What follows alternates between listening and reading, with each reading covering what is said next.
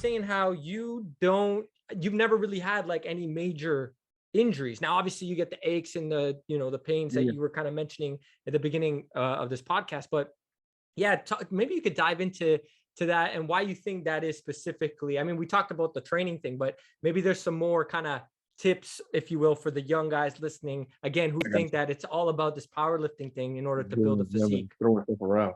Yeah. At one time I kind of got away from it. Now I used to do yoga classes, and that kind of helped with strength and also kind of helped with flexibility and also helped with range of motion when I worked out.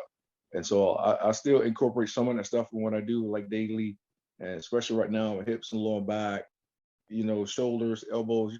You hear the cricky, you know what I'm saying, and it kind of snap, crackle, pop. It's just one of those things that I think every sport has, those little nagging injuries that we do that does happen. So I'm real big on stretching before, warming up before. My brother was one of those 500-pound bench press guys, so he walk into the gym for 315 on cold. I mean, literally, so his thing was, I just want to do 4, 5, or 10 reps. That was his thing. So he was just going there, and he just had to show the whole gym that he can move weight. I never been that dude. You know what I'm saying? I'll put maybe a plate on each side, and I'll change hand positions, and I go wide, narrow, close, and then I just baby it on up for 24, 185, 225, 10 to 5. I mean, and it doesn't bother me that the gym think I should be bench pressing more than 315. I could care less.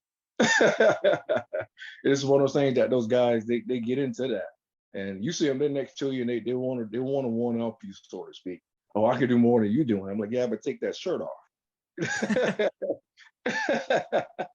Don't let this great fool you. And I'm never the tank top, no shirt. The shirt you can see your heartbeat is so tight. You know what I'm saying? I never been that Yeah. dude in the gym. It's always sweats. I think the last thing I posted, I had my BDU pants on. I go straight from work to the gym. It's like, yo, this is a labor of love. I don't need an outfit. I take my shirt off and put a regular t-shirt on or hoodie on, and I grind. It's not showtime, and that's what I tell a lot of guys. This is not showtime. I can care less what y'all think I'm supposed to look like or what y'all think I look like. When I'm on stage, that's when it's my time to shine. This ain't it. And my whole regimen, and from day one, I always been like that. I see some old pictures, and I'm like, man, I don't remember wearing tank tops like that. But I guess younger when you did that. But after a while, it wasn't about how people saw me in the gym. Yeah, it's just I got away from it early on, and I'm still that same way now. And people are like, well, we never see you. I'm like, good. Same thing with my hat. I'm normally like this in the gym. And I did it, matter of fact, when I qualified for the Pittsburgh show, I did a show in Aiken. And I stepped on stage, and a lot of guys that was at the gym was like, we didn't even know you competed. You're like, it's like, yo, who's this dude? It's like, yo, this the dude with the hat. He doesn't say nothing to nobody. He just come and train, and he get out of there. And that's still me to this day. That's a lost art, man, because a lot of people are trying to show. Well, you made a cool post. I thought this was good. It's like, never reveal a strategic plan. The mirror will show it, or something like that, right? Yeah. And you don't have to tell them. They'll know when it's time. They'll know. They're like, oh, that's what you were doing all the time. Yeah. Working, man. He's working. He's putting in work, right? That's it. And to go back, a little bit, because you mentioned this, where you'll warm up, and then you'll kind of will go above a certain amount, because it's like, look, I'd rather pump out more reps, kind of like that Tom Platzish. If I had to think about it a little bit, volume. Right? It's volume, but it's to some people it's heavy, because I've done some heavy volume, but it's just one of those things where you just kind of ride the wave of energy and strength. Some days you come to the gym, you can feel nothing is heavy enough. And those days I ride it hard. I'm like, yo, I'll do a drop set of dumbbell rows with 150-pound dumbbells, and I end up with 90, just nonstop. Just do 10 reps. I mean, it's about 100 reps set with one arm, one side. It's just some days are like that.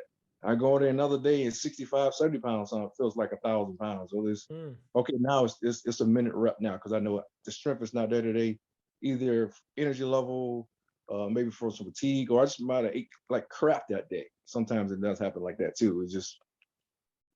That is valuable. I have to just right there. Hold on 1 second. Let me pause you there, because a lot of people miss that. They think, okay, hold on. I'm gonna do this drop set that you mentioned. I'll start with the 90s and then or 110s or 120s and then work my way down to the 90s nonstop. Well, guess what? Next time I got to do that, but with 5 more pounds, regardless of how I feel, because that's the program. That's what the progression is. And you're saying that you don't do that. That's not necessary, right? You have to listen to. That's how you get injured. Yeah, exactly. That's how you tear something up. Exactly. Exactly. I just wanted to bring that up, man. That's value because a lot of, especially younger folks, I think a lot of younger folks may be getting into it, or even maybe even some, somewhat guys who've been in it. Yeah, yeah. That's how a lot of injuries, I think, do happen because they're trying to beat the logbook every single time, regardless of how they feel, right? That's it. It's like I say, even energy level, sometimes aggression, because it's been a bad day. Sometimes those are my best workouts. When it's Hmm. been one of those days where, it's just been like one of the, like, traffic, had somebody to piss you off in traffic or cut you off or whatever. Sometimes those best days in the gym, just that aggressive nature kind of comes out, and just ride that wave. That's it. And then like when it's not there, I don't have a problem doing 10 sets of 10 with 185 on the bench, with like a minute in between each rep and each set, and then get out of there. Because I know the energy level is not there. That's awesome. That's huge, guys. Listen, that's wisdom right there. Make sure you adjust your training based upon what do you have, man? What do you got to work with that day? And some days you may not have that 315 on the bench press, right?